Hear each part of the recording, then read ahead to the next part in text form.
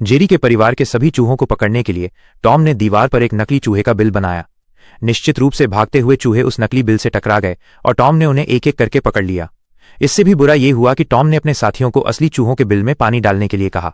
इस तरह सभी चूहों ने विरोध करने की अपनी क्षमता खो दी।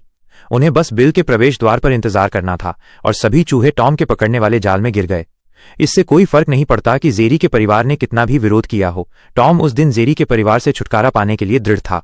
यहां तक कि नवजात चूहों को भी टॉम के परिवार ने बख्शने की योजना नहीं बनाई।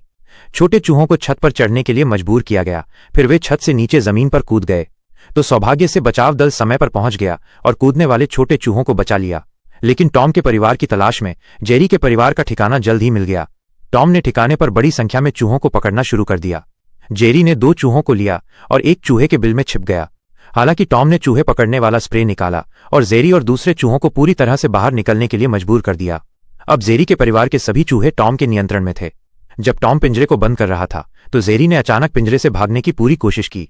जब जेरी ने सोचा कि वो खतरे से बाहर है तो उसके सामने एक काली बिल्ली आ गई।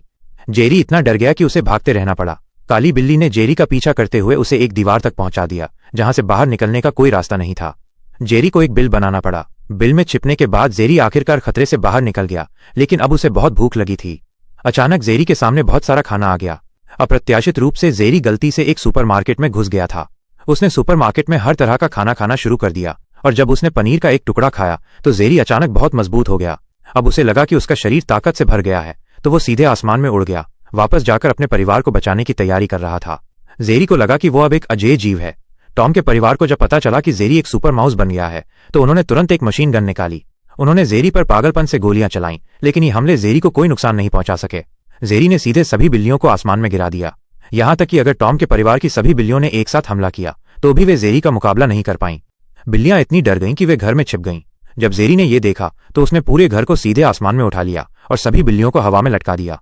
आखिरकार जेरी के परिवार को सफलतापूर्वक बचा लिया गया और जेरी अपने परिवार का हीरो बन गया।